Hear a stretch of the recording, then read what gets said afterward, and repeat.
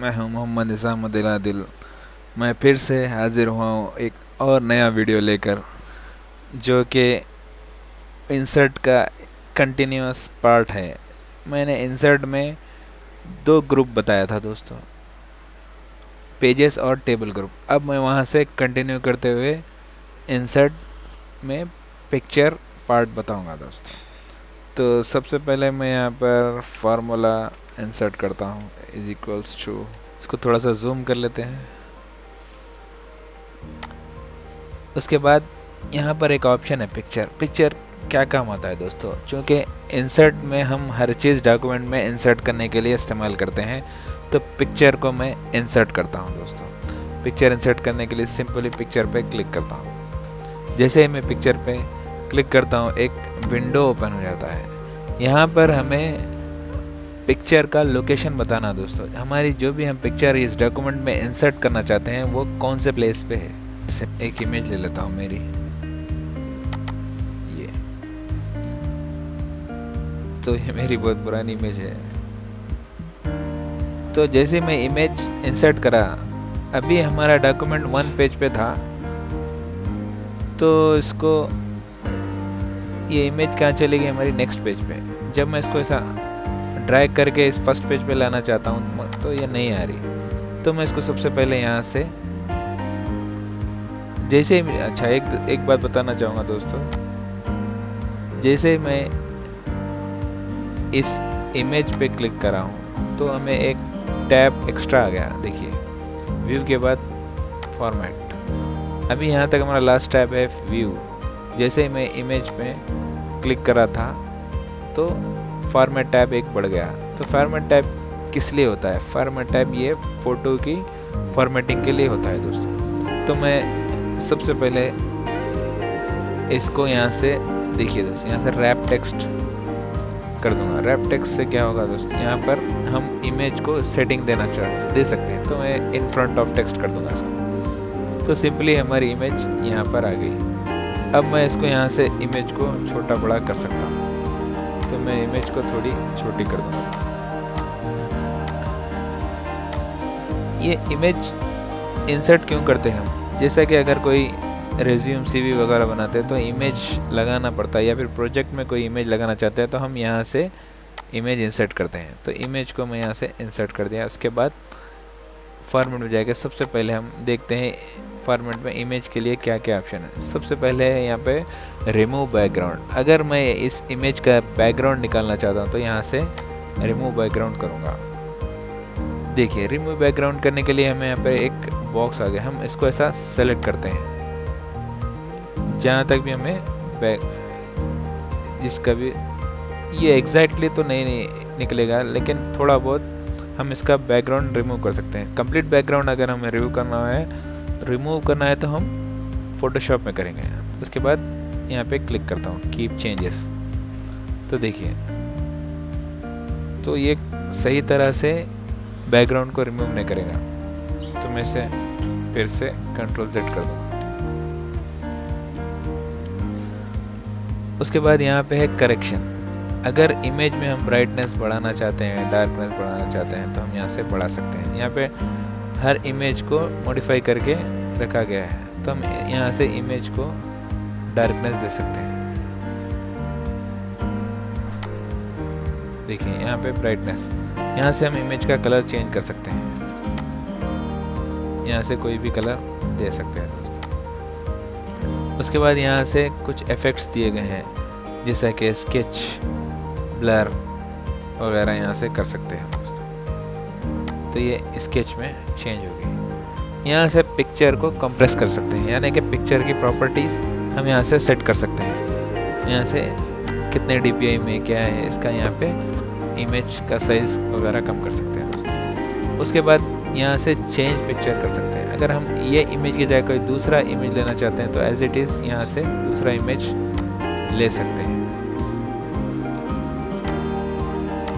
उसके बाद reset picture, हम अगर इस इमेज पे जो सेटिंग करें उसको हम फिर से हमारी पुरानी इमेज चाहते हैं तो हम यहाँ पे रीसेट पिक्चर करें, ये रीसेट हो जाएगा। उसके बाद यहाँ से हम बैकग्राउंड लगा सकते हैं दोस्तों।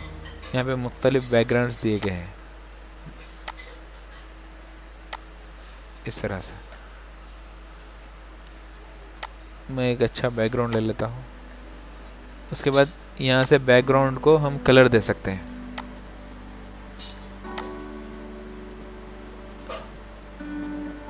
अगर हम कलर नहीं चाहते, बैकग्राउंड नहीं चाहते, तो नो आउटलाइन कर सकते हैं। यहाँ से इसका इमेज का बैकग्राउंड, इमेज की बॉर्डर का साइज़ बढ़ा सकते हैं दोस्तों। या फिर यहाँ से मोर लाइंस में जाकर हम अलग लाइंस भी दे सकते हैं। यहाँ पे कुछ और इफेक्ट देना चाहे तो दे सकते हैं। उसके बाद नेक्स्ट ऑप्शन है पिक्चर इफेक्ट्स। इसमें यहाँ पर इमेज को हम मुख्तलिफ इफेक्ट्स दे सकते हैं। शैडो, देखिए यहाँ पे शैडो आ गया।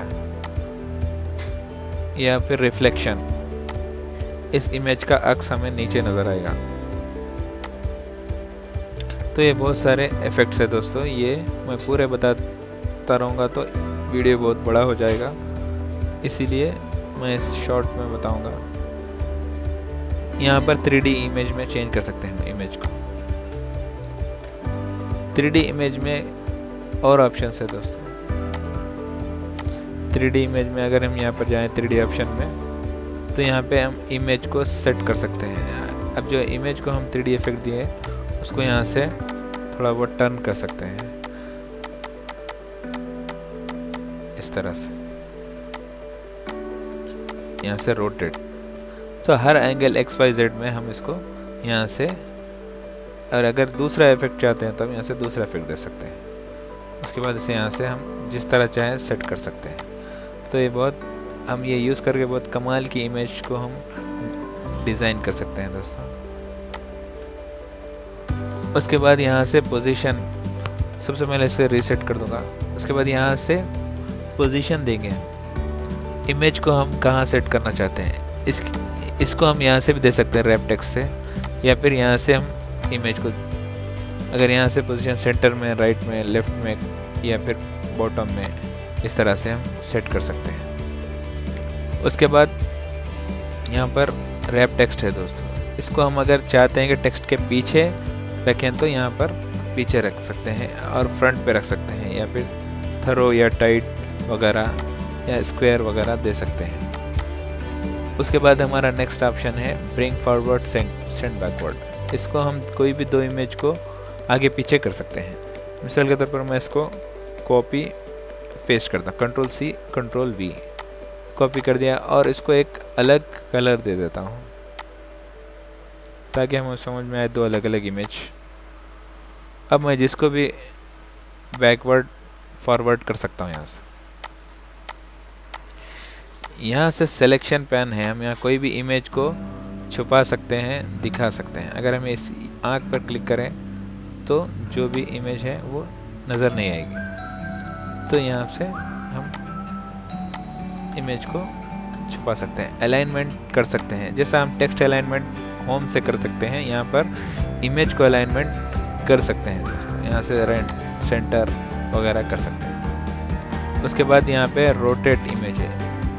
यहाँ पर जो ग्रुप ऑप्शन है मैं आपको पेज लेआउट में दिखाऊंगा। रोटेट कर सकते हैं हम यहाँ पे इमेज को इस तरह से। अगर हम कोई उल्टी इमेज है तो रोटेट कर सकते हैं। इसके बाद यहाँ पे फ्लिप है दोस्तों। फ्लिप क्या होता है, ये इसके फ़ोटो का एंगल को चेंज कर देता है। फ्लिप हॉरिजेंटल, देखिए जब ये फ़ोटो इस एंगल में थी तो हम इसको इस एंगल में कर सकते हैं। फ्लिप वर्टिकल और फ्लिप हॉरिजॉन्टल दो चीज़ है इसमें। उसके बाद यहाँ से हम इमेज को क्रॉप कर सकते हैं।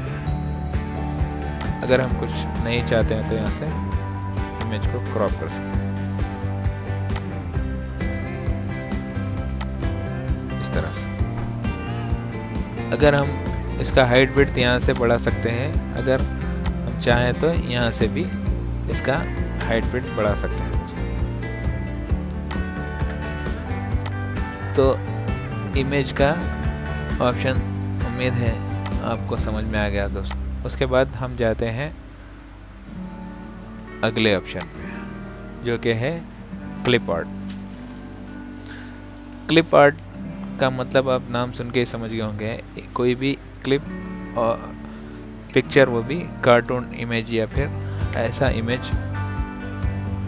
इमेज जो हमारे कंप्यूटर में मौजूद नहीं है या हमारे सिस्टम में इंटरनेट न रहने की सूरत में हम यहाँ पर एक सर्च बार दिया जाता है, और जब हम माइक्रोसॉफ्ट इंस्टॉल करते हैं तो उसके गैलरीज में चंद इमेजेस रखे जाते हैं जो हम यहाँ से सर्च करके ओपन कर सकते हैं। मिसाल के तौर पर यहाँ पे मुझे एक कंप्यूटर की इमेज चाहिए, तो मैं यहाँ पे सर्च में कंप्यूटर टाइप करके गो बटन को प्रेस करता हूँ। जैसे मैं गो बटन प्रेस करता हूँ, यहाँ पे इमेजेस आ जाते हैं दोस्तों। तो मैं यहाँ कोई भी इमेज को क्लिक करता हूँ तो वो इमेज आ जाती है। इस तरह से हम यहाँ पे जो भी इमेज चाहते हैं यूज़ कर सकते हैं।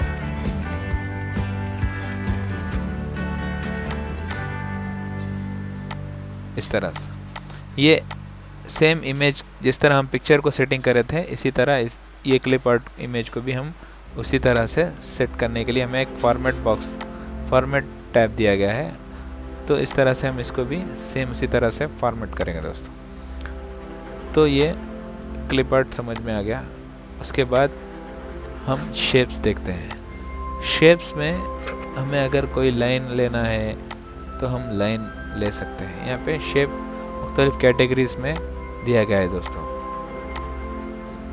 तो शेप्स में यहाँ पे अगर हम बॉक्स चाहते हैं तो बॉक्स ले सकते हैं। बॉक्स लेकर इसमें यहाँ से उसका सेटअप चेंज करें, और अगर इसमें बॉक्स में कुछ लिखना चाहते हैं तो हम राइट क्लिक करके ऐड टेक्स्ट करें, तो हम यहाँ पर ये बॉक्स टेक्स्ट बॉक्स में कन्वर्ट हो जाएगा। जैसा कि हम यहाँ पे लिख देंगे फ़ोटो, इस तरह से। तो शेप्स में बहुत सारे शेप्स रखे गए हैं। ये तमाम शेप्स हमें प्रैक्टिस करके हम लोगोस वगैरह बेहतरीन डिज़ाइन कर सकते हैं। तो ये शेप बहुत काम की चीज़ है दोस्तों। तो उम्मीद है ये शेप्स का इस्तेमाल समझ में आएगा। जैसे हम शेप लेते हैं, यहाँ पे हमें फिर से फॉर्मेट टैब आता है और वो शेप को फॉर्मेटिंग करने के लिए यूज़ होता है। चलिए उसके बाद अगले ऑप्शन पे बढ़ते हैं। हमारा अगला ऑप्शन है स्मार्ट आर्ट। स्मार्ट आर्ट हम कोई भी पॉम्फलेट या फिर कुछ डिज़ाइनिंग या फिर प्रोजेक्ट में बनाने के लिए इस्तेमाल कर सकते हैं। अगर यहाँ पे ऑल कैटेगरीज, जैसे हम स्मार्ट आर्ट ओपन करते हैं, यहाँ पे कुछ डिज़ाइंस हमें नज़र आते हैं। जैसा कि ऑल पे है फ़िलहाल, तो यहाँ पे all shapes, all smart arts रखे गए हैं। अगर हम कैटेगरी वाइज देखें, जैसा कि हमें लिस्ट के चाहते हैं तो हम लिस्ट के स्मार्ट आर्ट हमें नज़र आएंगे। जैसा कि मैं एक इंसर्ट करता हूँ, इस तरह हम यहाँ पे एक डिज़ाइन तैयार करते हैं दोस्तों। जैसा कि यहाँ पे मैं मेरे कंप्यूटर इंस्टीट्यूट का एक डिज़ाइन तैयार करता हूँ। तो मेरे पास क्या क्या कोर्सेस सब मौजूद हैं।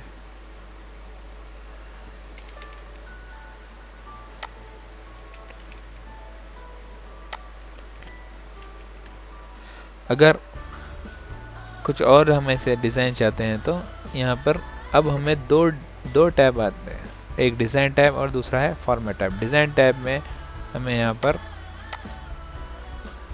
ऐड शेप नज़र आता है। फर्स्ट ऐड शेप जैसे ही करते हैं हम, नीचे एक शेप आ जाता है ताकि हम एक और कैटेगरी यहाँ पर इंसर्ट करें, जैसा कि DTP। अगर हम यहाँ से फिर से ऐड क्लिक करते जाएं तो शेप्स, यहाँ पे शेप का इजाफा होता जाएगा दोस्तों, इस तरह से। अगर हम इसमें बुलेट ऐड करना चाहते हैं तो बुलेट्स भी ऐड हो गए दोस्तों। अगर यहाँ पे मैं बुलेट ऐड करना चाहता हूँ तो देखिए यहाँ पे बुलेट ऐड होता है।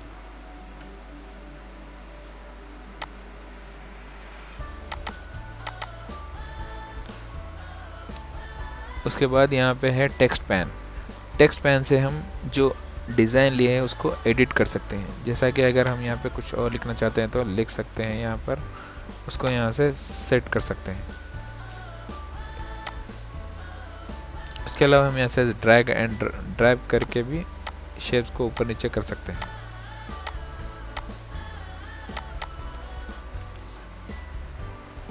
यहाँ पे प्रमोट डिमोट दिया गया है दोस्तों। यहाँ से अगर हम डिमोट करें तो वो ख़त्म हो जाता है। और देखिए यहाँ से कम होते जाते हैं अगर हम डिमोट करें तो। उसके बाद हम यहाँ से दूसरा कोई शेप लेकर देखते हैं दोस्तों। यहाँ पर एक और एक डिज़ाइन है, मगर हम यहाँ पे इसमें इमेज भी लगा सकते हैं। जब हम इमेज पे क्लिक करें तो यहाँ पर इमेज भी लगा सकते हैं दोस्तों, जैसा कि एक लोगो वगैरह। इस तरह से हम यहाँ पे अलग अलग लोगो लगा सकते हैं।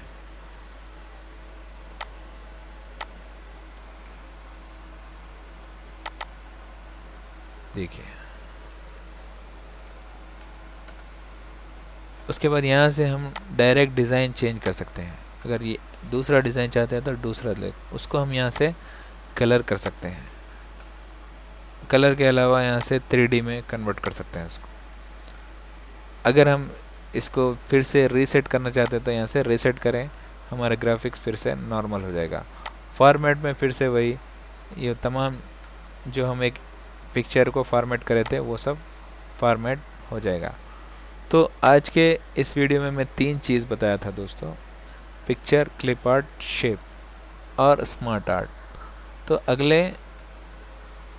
अगले चैनल में मैं अगले वीडियो में चार्ट को एक्सप्लेन करूँगा। चार्ट थोड़ा बड़ा है इसलिए इसमें डिटेल में एक्सप्लेन करूँगा। शायद मैं अगले पार्ट में ये इंसर्ट तमाम कंप्लीट कर देता हूँ दोस्तों। तो आज के इस वीडियो में इतना ही।